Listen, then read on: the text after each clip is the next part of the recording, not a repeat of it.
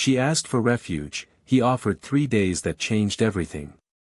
Snow fell like silence made visible, soft but relentless, covering the mountain trail and the small log cabin beyond it.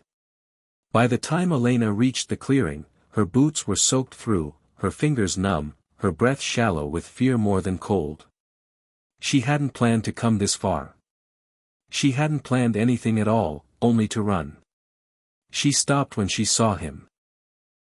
He stood beside a dark horse, one gloved hand steady on the reins, the other resting loosely at his side. Snow clung to his coat and dark hair, as if the storm itself respected him enough to pause. He looked carved from the mountains, quiet, solid, dangerous in a way that wasn't loud. "Please," she said before she could stop herself. The word cracked something open inside her. He turned fully then, eyes sharp but not unkind, taking her in. The thin shawl around her shoulders, the bruised exhaustion in her face, the way she stood as if expecting to be pushed back into the woods. "I just need somewhere to stay," she said. "Just for a night." He studied her for a long moment. Snow whispered between them. "I don't take strangers in," he finally said. Her heart sank. "But," he added, "you can stay 3 days." She looked up, startled. 3. "That's all," he said. "After that, you leave." She nodded quickly. 3 days was more than nothing.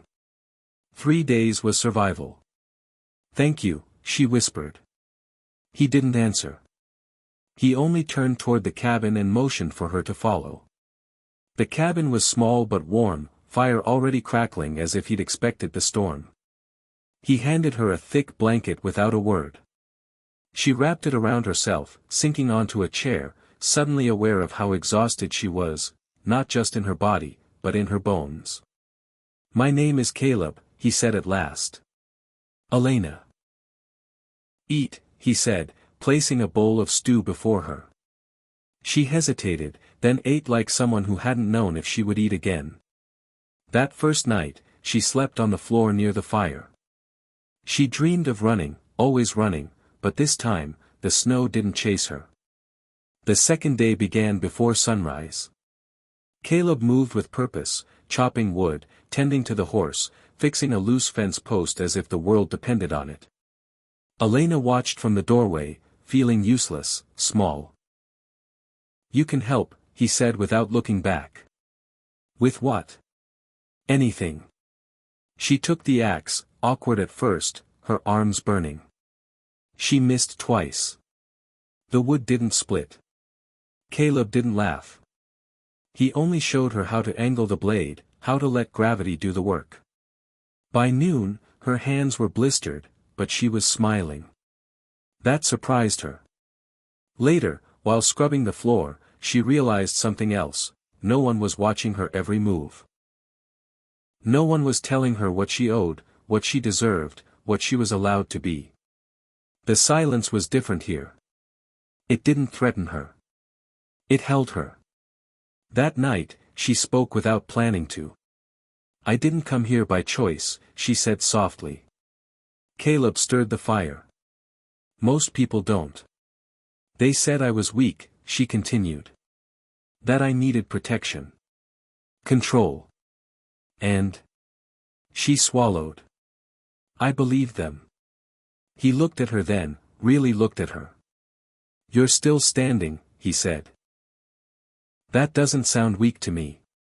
Something shifted inside her, small, but real. The third day dawned clear and painfully beautiful. Elena woke knowing it was her last morning there. The thought tightened her chest more than she expected. In 3 days, the mountains had done what years hadn't. They reminded her she could exist without fear breathing down her neck. She helped prepare breakfast. She laughed, actually laughed, when flour dusted her nose. She caught her reflection in the cabin window and barely recognized the woman staring back. Her eyes were steadier. Her shoulders less folded inward. "You'll leave after midday," Caleb said, not unkindly. "I know." They worked in silence until the sun stood high. When it was time, she wrapped the blue shawl tighter around herself. Caleb handed her a small pack, food, a compass, gloves. "I can't take this," she said. "You can," he replied. "And you will." She hesitated at the edge of the clearing. "Those 3 days," she said. "They changed me." "They were yours to use," he answered. She looked at him, really looked this time, not as a rescuer, not as a dealmaker, but as a man who had offered safety without ownership. "I don't want to go back to who I was," she said. "Then don't," he said simply. She nodded. And she walked away, not running, not afraid, but choosing. Weeks passed. Winter deepened. One evening, as snow fell once more, Caleb heard footsteps on the trail. He stepped outside, hand resting lightly on the fence. Elena stood there, stronger, warmer, eyes bright with something new. "I didn't come for shelter," she said. "I came because I know who I am now." He waited. "I found work in the town below," she continued. "I speak when I need to. I leave when I must.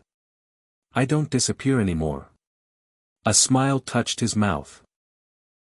"I just wanted you to know," she said, "those 3 days didn't save me." She paused. "They reminded me I could save myself." The snow fell softly between them, no longer a barrier, only a beginning.